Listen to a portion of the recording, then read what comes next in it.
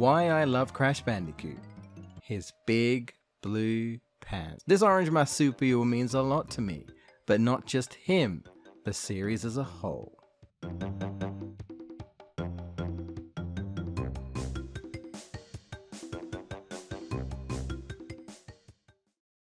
1999, my 7th birthday.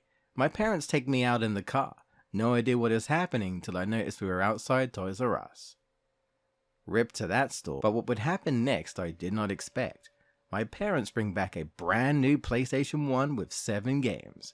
For 2 years the only console I had was the Sega Mega Drive, so to be given a new console with a bunch of new games? It's better than a pair of socks. I immediately run to my room, open up the box to get it all set up, and the first game that caught my eye was Crash Bandicoot. Looking at the case I thought he looked cool, bursting out of the game like he's breaking the fourth wall with a big smile on his face. I popped the game in and sat down to enjoy that nostalgic PS1 boot up.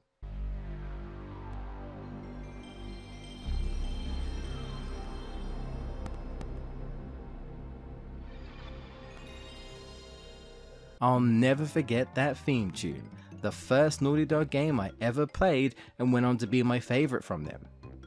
And the only game. Crash comes running up to the screen screaming his head off in fear of his own logo as he comes flying in.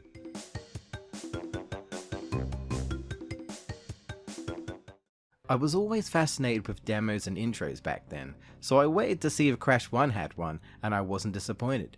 This was the first 3D game I ever played, so seeing such an intro animated and with voice acting blew my mind.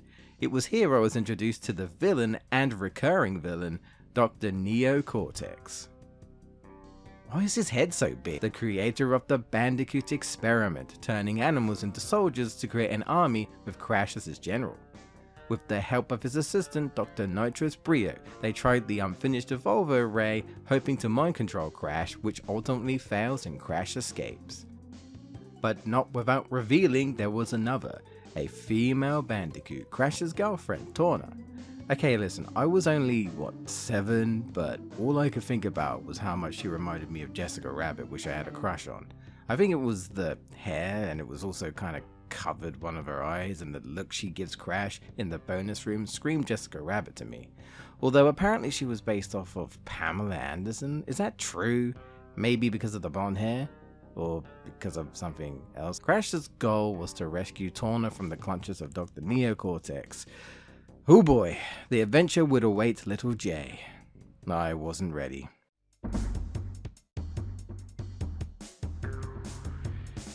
Washing up on the shores of Insanity Beach, I was blown away by how good it looked. Even today, I can't help but appreciate what Naughty Dog managed to achieve on the PlayStation 1. As soon as I started spinning enemies and crates while running down a hallway, collecting Wumpa fruits, jumping over pits, I felt right at home.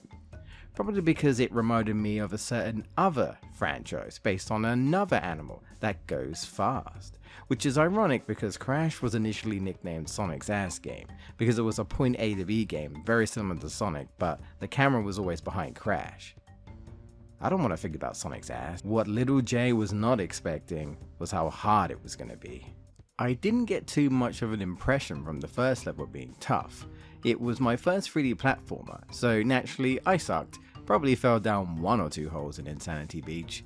But as I take in the ruins, surrounded by a jungle, trying to avoid the rolling stones, it would not be long before I felt like the game was not pulling any punches.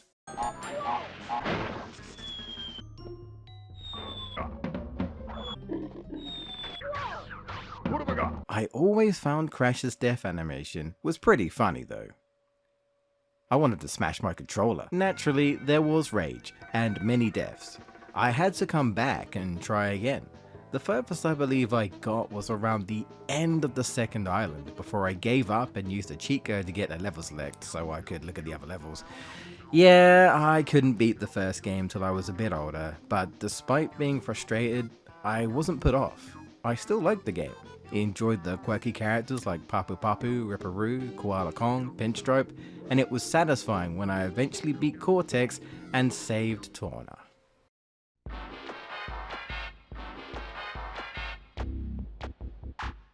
Despite Crash 1 being one of the hardest in the franchise, I went back to it a lot. Probably because it was the first PlayStation 1 game I played, and I didn't immediately get the sequels, Crash 2 and 3.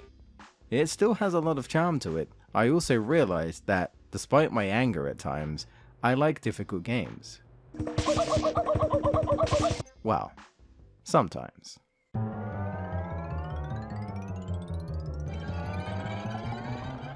As for Crash 2, my memory is pretty vague.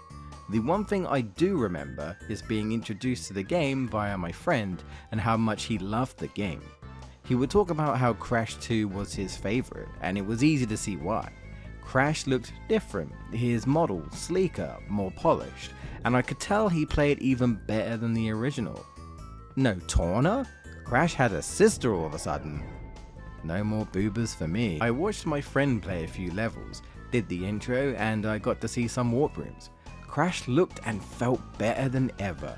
I knew I wanted this game. Plus, it was way easier than the first. It was when I was playing through Crash 2 that I discovered secrets, like secret entrances to secret levels. I thought this idea was really cool. I wanted to find a bunch of secrets, and I remember thinking I was going to find them all. I still remember when I accidentally fell into Unbearable here, only to think my game crashed, but instead dropped me into a different part of the level. That blew my tiny brain. Meeting Polar and loving Polar's levels, then finding out Naughty Dog that you abused this polar bear for lives, that's kinda messed up. New enemies like Tiny and Engine, the jetpack stages, I was loving it.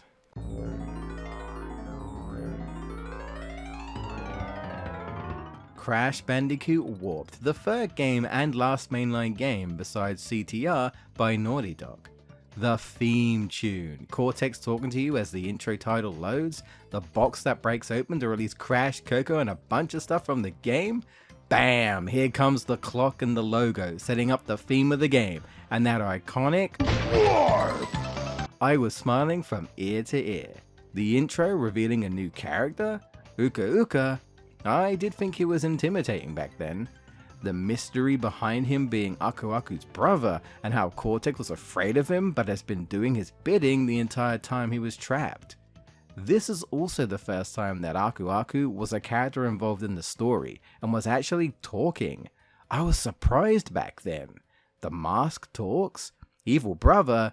Time travel? Who's this guy? Crystals are back? Cool futuristic warp rooms? Could this be better than Crash 2?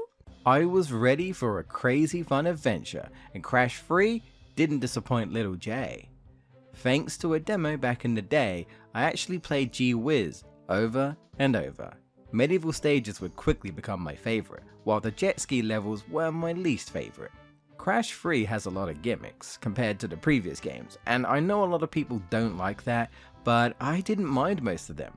I enjoyed the water levels, I enjoyed the plane levels.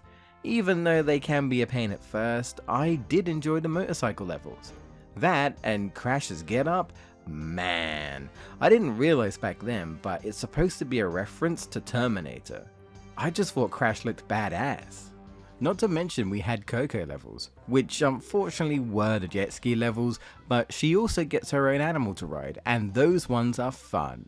I felt like there was such variety in Crash 3, and I think that's what put it as my favourite over 2. Of course it has secrets, which I didn't know about till my friend told me he found one. It made me think, are there loads of secrets? No, just 2 optional levels, but still, I enjoyed finding them. I haven't even talked about the bosses. I mean, Warped probably has the best for me. Tiny's was okay, I actually sucked back in the day, I had way too much trouble with the lions. Dingo Dar was tough, but I enjoyed dodging the attacks, not to mention the theme, and I liked his design. Entropy, now he gave me trouble, his design is also cool. Engine makes a return with the best boss fight. A shootout in space with Coco? This was a spectacle back then, it kept me on my toes and I squealed with excitement. As I eventually get close to getting all the crystals, I get closer to Cortex and Uka Uka. He speaks before a level or after one of his minions get beaten, while Uka Uka gets more furious. I could not wait to see how this all went. I was rewarded with a clash of masks. Avoid their destructive power, waiting for Cortex to drop his shield. Okay, Crash doesn't have the best boss fights, but at the time I liked it. It's tough, and there is a lot going on. The music is epic, and it is fun to spin Cortex down into that hole. Your reward? More stuff to collect, and the true ending, as well as the speed shoes. Oh, I thought the power-ups were cool, especially the Death Tornado spin and the bazooka. Every time I would beat a boss, I was giddy about what the next power-up would be. It was really fun to dash around trying to get the relics by beating the levels as fast as I could. I wasn't very good at it, but I still had a good time. I eventually got the true ending and was sad to see it all end.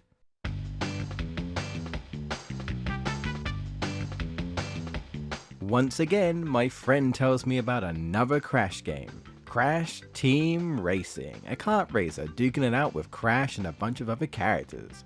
As a kid, I'd never played a kart racer before. By the power of PlayStation 1 demo discs, I got to sample CTR, with the level being Papu Papu's Pyramid. I can't remember what character you could play as, but I'm guessing it was just Crash. But I thought it was cool we got a racetrack based on Papu Papu, realizing that he's in the game. I didn't know what I was doing, but I had a lot of fun, throwing bombs, dropping potions, firing missiles. It was chaotic. The satisfying hop and then a boost when you land, trying to learn how to power slide, but I didn't really get it till I played the full game. I think I lost a few times, but it only wanted me to get better. I was enjoying myself. I wanted to try other characters, other tracks. I don't really remember when I got CTR, but it was probably around 7 to 8 years old. Getting to play a cast of Crash characters never been played before, and it was my first 4-player game. Me and my friends would play this game so many times on Sony's terrible multi-tab adapter. Man, that takes me back. Half the time the bloomin' thing wouldn't even work. It was so satisfying getting good at the game through the adventure mode. Loved the tracks based on the different characters like Cortex's castle. And then there's the cheating villain himself, Oxide.